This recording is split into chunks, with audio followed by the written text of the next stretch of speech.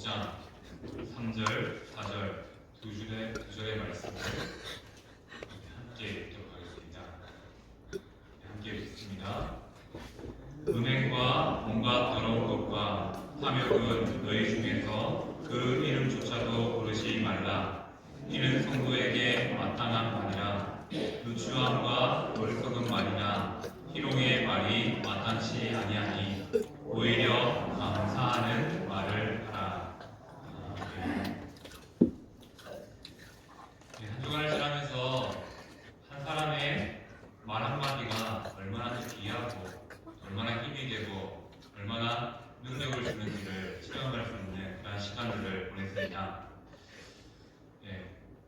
여러 가지 상황 가운데서 마음을 다해서 위로해 주시고 또 함께 해주신 성도님들께 뭐라 말씀드려야 될지 참 모르겠습니다.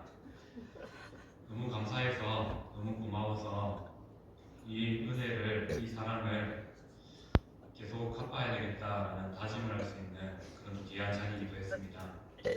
자, 이 자리에 앉아 계신 성도님들은 말 한마디의 힘을 아십니까? 속담에도 말에 관련된 속담이 많은 것처럼 우리의 말 한마디가 한 사람을 죽음에서 생명으로 인도하게 됩니다. 반대로 우리의 말 한마디가 그 사람을 좋지 않은 길로, 나쁜 길로 인도하기도 합니다. 그리고 우리는 늘 체험적으로 잘 알지 않습니까? 지나고 나서 그 말은 안 했어야 되는데 후회합니다. 그리고 또 지나고 나서 또 후회하죠. 그 말 꼭 했어야 되는데 라는 후회도 하게 됩니다. 이렇게 우리는 말에 대해서 많은 것들을 체험하면서 가까이 하면서 살아갑니다. 오늘 우리는 하나님 주신 말씀을 한 가지의 말에 대한 예화로 이 말씀을 시작하고자 합니다. 자, 하나님을 잘 믿고 있는 여자 성도 한 분이 계셨습니다. 그런데 그녀에게는 안타까운 아픔이 있었습니다. 무엇이냐면 술을 마시고 집에서, 가정에서 폭력을 가하는 남편이 있었다는 겁니다. 남편은 언제나 술을 잔뜩 마시고 와서 집에서 온갖 행패를 부렸다고 합니다. 그래서 그 여자 성도의 간절한 소망, 기도 제목은 무엇이냐면 남편이 예수님을 믿는 것. 그렇게 수없이 수차례 기도했습니다. 그리고 용기 내서 남편에게 교회 한번 가보자라고 말했지만 그때마다 그 말이 무시되었다고 합니다. 어느 날도 남편이 술을 먹고 들어와 행패를 부렸다고 합니다. 그래서 아내는 마음이 너무 아파서 그 자리에서 기도하게 되었다고 합니다. 그런데 그러던 중 그 주에 들었던 설교 시간에 들었던 말씀이 기억났다고 합니다. 감사하는 기도를 하면 기도가 더 빨리 응답된다라는 그 말을 생각하면서 이 시간 감사할 수 없는 상황이지만 감사의 기도를 드렸다고 합니다. 그러자 갑자기 자신의 마음에 평안이 오면서 하나하나가 머릿속에 감사의 제목들로 변화됐다고 합니다. 매주 토요일마다 남편이 술을 잔뜩 먹고 들어오니까 다음날 늦게 되는 거예요. 그래서 교회 갈 때 아무런 제약 없이 갈 수 있었다는 것이 감사하게 되었습니다. 그리고 또 그런 감사를 가지니까 남편에게 고마운 마음도 생겼다고 합니다. 그래서 결국 여성분은 그런 마음을 가지고 남편에게 감사하는 말들을 하나하나 전달해 주었다고 합니다. 그러자 남편이 그 감사의 고백을 들고 어떻게 되었을까요? 다음 주부터 교회 가겠다라고 했다고 합니다. 여성도의 남편을 향한 그 감사의 고백, 고맙다는 그 말 한마디가 긴 세월 동안 교회에 한번 가자 해도 반응하지 않았던 그 남편을 변화시켜 교회로 인도했다고 합니다. 성도는 혼자만 살아가는 자가 아니지요. 함께 하기 때문에 늘 말과 행동을 통해서 서로의 마음들을 전달하게 됩니다. 그리고 우리는 교회에서만 아니라 밖에서도 수많은 관계 속에 살아갑니다. 그래서 이 관계의 중심에 있는 말이라는 것이 정말로 중요하다는 것을 우리가 생각해 보게 됩니다. 오늘은 우리에게 주어진 이 말씀을 통해서 우리의 말에 무엇을 담아야 될지를 함께 살펴보고자 합니다. 특별히 오늘 말씀의 요지를 이렇게 한번 정해봤습니다. 감사의 말을 하는 성숙한 성도가 되자라는 요지로 오늘 주어진 말씀을 함께 살펴보고자 합니다. 먼저 오늘 말씀을 이해하기 위해서는 오늘 짧게 읽었지만 에베소서 4장 25절로부터 5장 14절까지의 말씀을 함께 살펴볼 수 있어야 됩니다. 에베소서 4장 25절에서 5장 14절까지의 말씀은 구원받은 성도의 삶, 또 새로운 삶을 살아가는 성도의 모습에 대해서 말씀하고 있습니다. 특별히 5장 1절을 보면 하나님을 본받는 자가 되라라는 본면 아래 이 말씀 전체가 주어졌습니다. 우리 성경책을 조금 주목하면서 보시면 좋을 것 같습니다. 에베소서 4장 25절을 보면 하나님을 본받는 자는 우리가 지체이기 때문에 이웃에게 참된 것을 말하라고 권면합니다. 그리고 4장 26절은 분을 내지 말라라고 권면합니다. 하나님을 본받는 자는 빈 시간 이웃에게 분을 품어서는 안 된다는 것이죠. 그 이유가 무엇입니까? 27절 말씀을 보면 이것이 마귀에게 틈을 주는 것이다 라고 말합니다. 그리고 28절 말씀은 도둑질 하지 말고 선한 일을 하라 라고 명령하십니다. 그리고 29절 말씀은 듣는 자에게 은혜를 끼치는 선한 말을 하라 라고 말씀하시죠. 그리고 32절 말씀은 서로 용서하라 라고 말씀하십니다. 이러한 명령을 통해서 5장 1절 말씀처럼 하나님을 본받는 자가 이러한 삶을 살아간다라고 말씀하시죠. 우리가 이웃을 사랑해야 될 이유가 무엇이겠습니까? 바로 예수님께서 우리를 사랑하셔서 희생 제물이 되셨기 때문입니다. 그렇기에 예수님이 핏값으로 살린 성도를 향하여서 우리가 이웃을 향하여서 상처를 주어서는 안 된다는 것을 말씀하고 있습니다. 그리고 계속되는 말씀을 통해서 권면하시는 말씀은 무엇입니까? 성도는 말을 조심하는 자가 되어야 된다라고 말씀하고 있습니다. 바로 이것이 하나님을 본받는 자의 모습이라는 것이죠.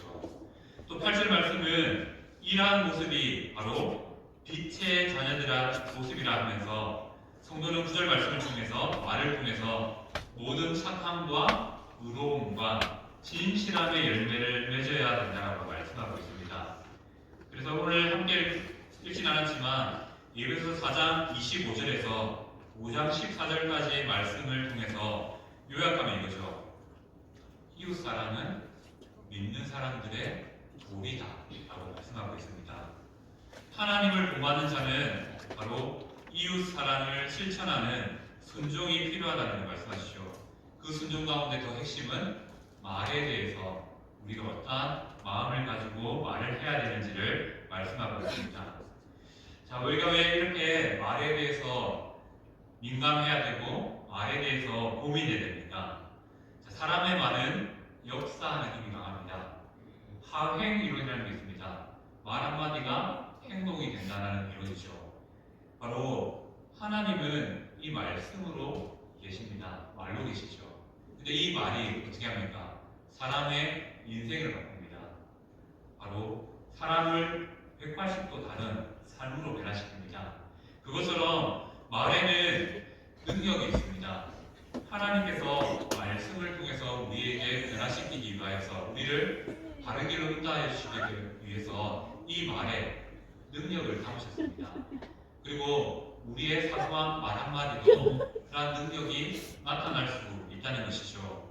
그래서 앞서 말씀드렸던 것처럼 우리의 말 한마디가 힘이 되기도 하고요. 우리의 말 한마디가 그 자리에 주저앉게 만들기도 합니다. 말 한마디가 뭐라고 그런 힘이 있겠습니까? 바로 하나님께서는 말씀으로 우리에게 함께 하시기 때문에 그 말씀 가운데 권세와 능력을 담아 주셨다는 것이죠. 그리고 그 말씀을 듣고 행동하는 성도들의 말에도 동일한 능력을 담아 주셨다는 것입니다. 그래서 우리의 말 한마디에 참된, 진실된 사랑이 담기면 그 말 한마디가 한 영혼을 살리는 놀라운 힘을, 놀라운 능력을 나타냅니다.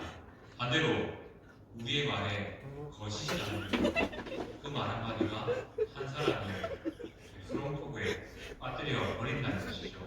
죄의 길로 가게 만든다는 것입니다.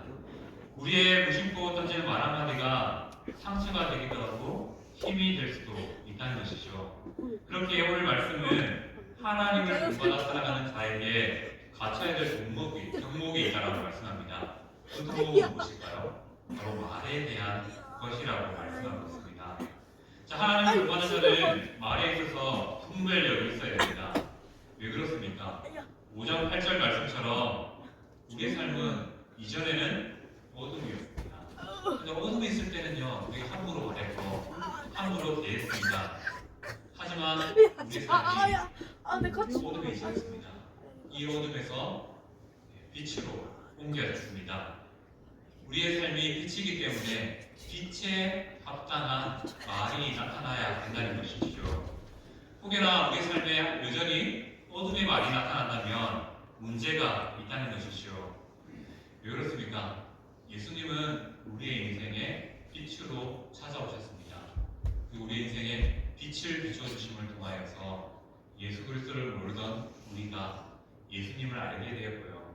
그 은혜로 말미암아 다시 빛된 삶으로 살아갈 수 있는 힘을 빛의 자녀가 되게 하셨다는 것이죠.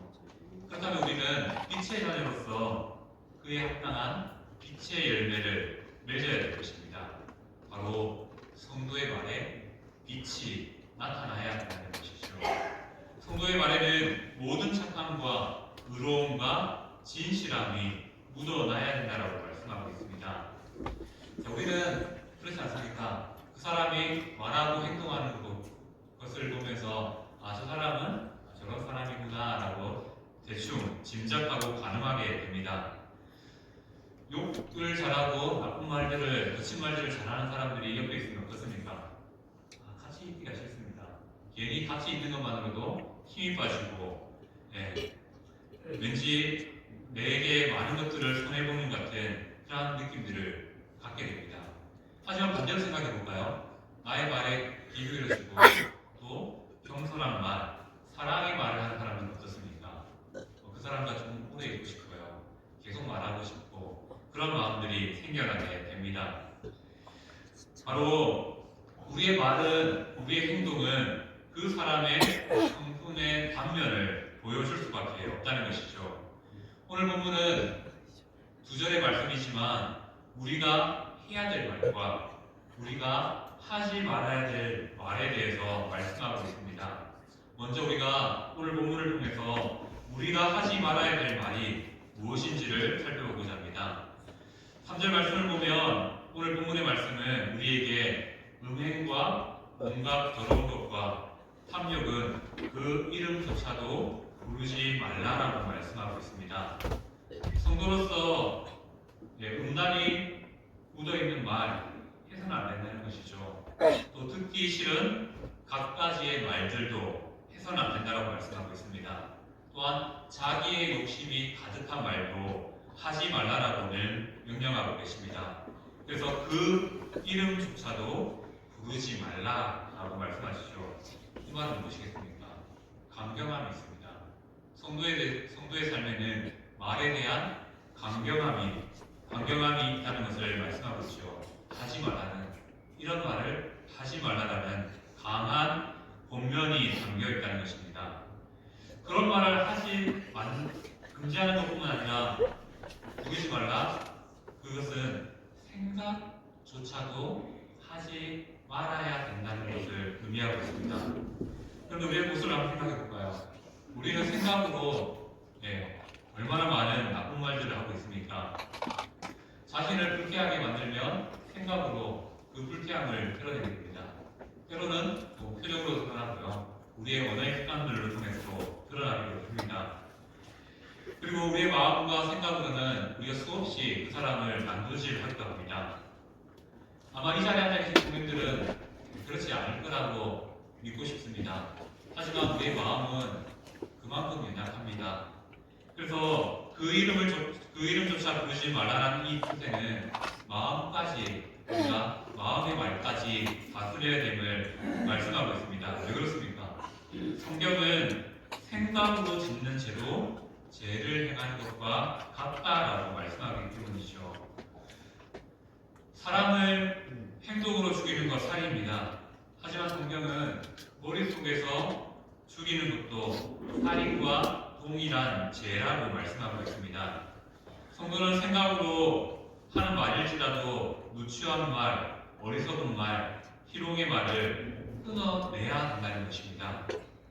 혹여나 분을 품게 하는 사람들이 분명히 있을 수 있습니다. 에베소 4장 26절 말씀처럼 그 분이 품어지더라도 해가 지도록 분을 품지 말라라고 말씀합니다. 안 되죠. 화가 나는데 오랫동안 마음속에 품게 됩니다. 그런데 성경은 품지 말라고 말씀하고 있습니다. 미운데 어떻게 잊을 수 있냐라고 묻게 될 것입니다. 맞습니다. 미운 사람은 생각만 해도 화가 나기 마련입니다.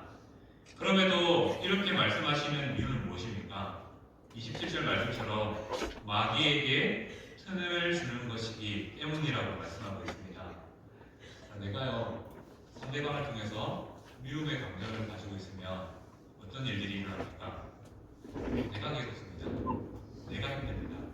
그래서 성경은 해가 지도록 그 붐을 넘기지 말라라고 말씀하는 이유는 간단합니다. 네가 당한다는 겁니다. 우리가 당한다는 겁니다. 위험하면요, 그 위험 때문에 오히려 내 자신이 상하게 되고 내 마음이 나쁜 쪽으로 하나님의 역사로 악해질 수 있다라고 말씀하고 있습니다. 마귀에게 틈을 준다는 것은 강한 말입니다. 우리에게 주신 구원이 상실될 수 있다라는 것을 의미하기도 합니다.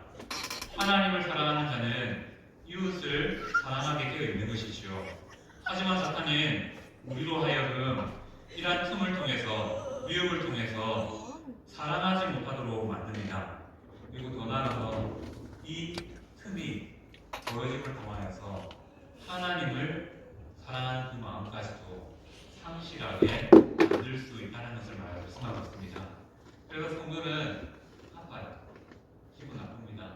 힘듭니다. 그럼에도 불구하고 의도적으로 마귀에게 틈을 주지 않을 수 있도록 노력해야 되는 것이죠. 또 성도는 앞서 말씀드렸던 것처럼 우리의 말에 음란이 담기지 않도록, 더러움이 담기지 않도록, 욕심이 담기지 않도록, 또 어리석음과 희롱이 담기지 않도록 그 이름조차도 버리는 훈련이 필요합니다. 잘 안 되지요. 네, 안 됩니다.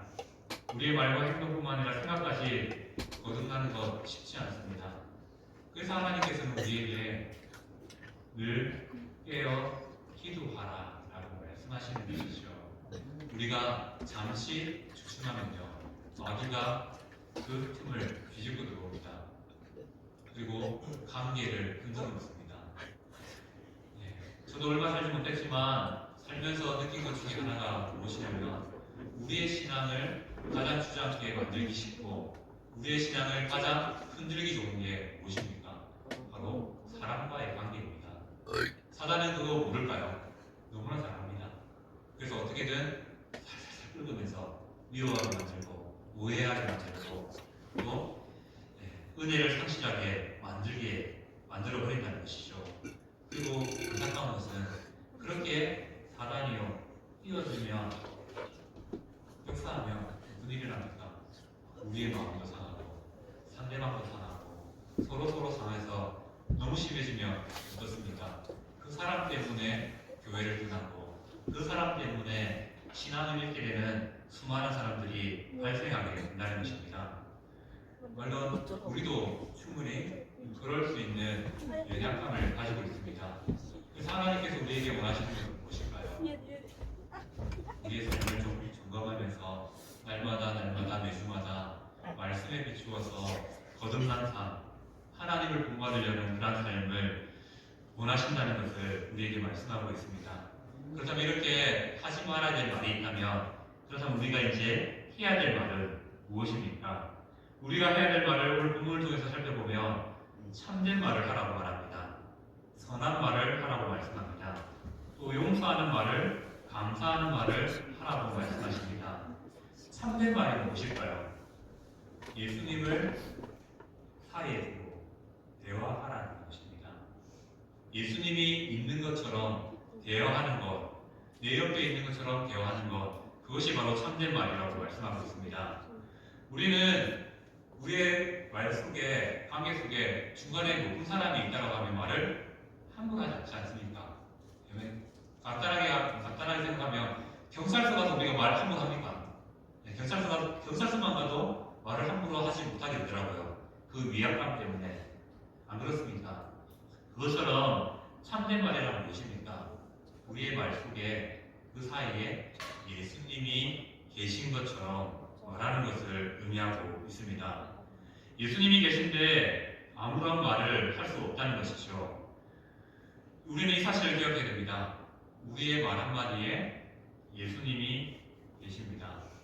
그래서 이 말이 하지 말아야 될 말이 됐을 때는요, 입을 다무는 것이 합당합니다. 왜 그렇습니까? 사단은 항상 우리의 말 가운데 역사하기 때문입니다. 또한 오늘 말씀의 말씀은 우리가 선한 말을 하라고 말씀합니다. 선한 말은 무엇일까요? 덕을 세우는 말입니다. 이전에는 약한 자를 무시했지만, 고려하지 않았지만, 이제는 약한 자를 배려하는 말, 덕을 세우는 말을 하라고 말씀합니다.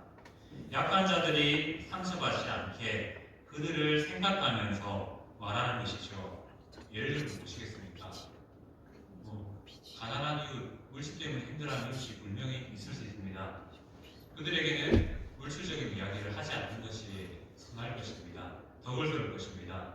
그리고 어떤 문제 때문에 상처를 받은 사람이 있습니다. 그 상처에 해당되는 일들을 알면서도 말하는 것 되지 않는다는 것이죠. 성도는 상대방의 약함을 기억하면서 말하는 것입니다. 이것이 바로 본문이 말하는 선한 말입니다. 또 우리는 어떤 말을 해야 될까요? 용서하는 말을 하라고 말씀하고 있습니다. 하나님께서 죄 많은 우리를 그리스도 안에서 용서하셨습니다. 우리는 예수님으로 인하여서 이러한 용서의 경험을 가지고 남들을 용서하고 이해하는 그런 말들을 해야 된다는 것이죠. 이 용서의 과정은 내가 그 용서를 경험했을 때 가능합니다. 그렇기 때문에 우리는 말씀에 비추어 날마다 예수님께로 나아가야 되죠. 우리의 죄악을 용서받았을 때 그 은혜 때문에 우리가 지체를 향하여, 성도를 향하여 용서할 수 있는 힘을 가진다는 것입니다.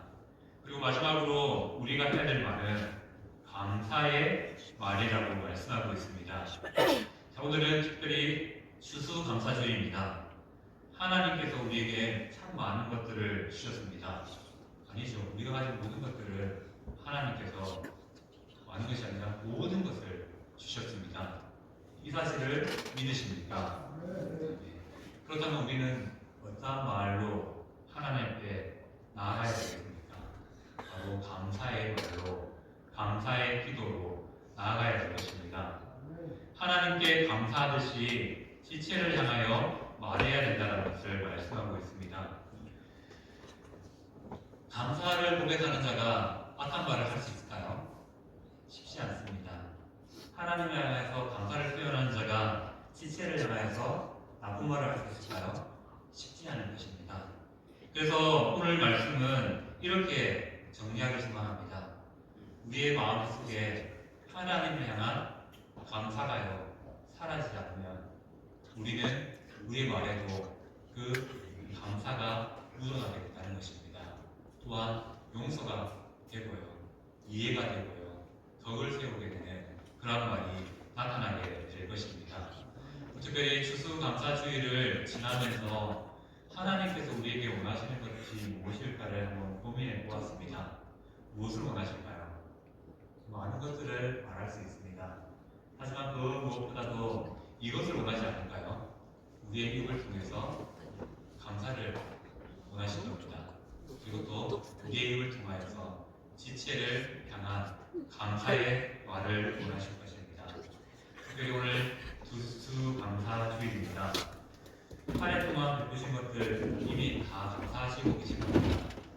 하지만 우리 오늘은 특별히 또 식사 시간을 통해서 또 짧은 교제의 시간을 통하여서 실체를 향하여서 감사를 한번 표현할 것인가요? 너무 감사합니다라고 고백해도 되겠지만 옆 사람의 말을 들어주고 옆 사람을 사랑하는 마음으로 잘 귀 기울임을 통해서 우리 안에 기도의 제목들을 모읍니다. 오늘 하루 짧은 시간이지만 이 교회 시간을 통해서 10대의, 옆대의 7대의 사람들을 이해하게 보도록 하고요. 그 이해함을 통해서 감사의 마음으로 기도의 제목들을 얻게 되는 그런 주일을 축복합니다. 예, 오늘 말씀은 우리가 해야 되지 말아야 될 말과 해야 될 말을 말씀하고 있습니다. 너무나 잘 알고 있고요. 안 되는 부분입니다. 그렇기 때문에 우리가 해야 될 것은 무엇이겠습니까? 기도로서 은혜를 구해야 될 것입니다. 우리 안에요, 은혜가 상실되지 않고 은혜가 사라지지 않으면 말에 대해서 걱정 안 해도 됩니다. 왜요? 은혜 받은 사람은 나쁜 말 안 합니다. 지체를 생각하지 않는 그런 삶이 되지 않습니다. 하지만 은혜가 조금 흔들리고 상실되면요, 그때는 하나님의 은혜를 구해야 됩니다. 바로 우리가 그러한 지혜를 가지고 날마다 매주마다 하나님 앞에 선물로 하나님께 감사를 구하고 우리의 말에 은혜를 구할 수 있는 성령 되시기를 축복합니다. 아멘.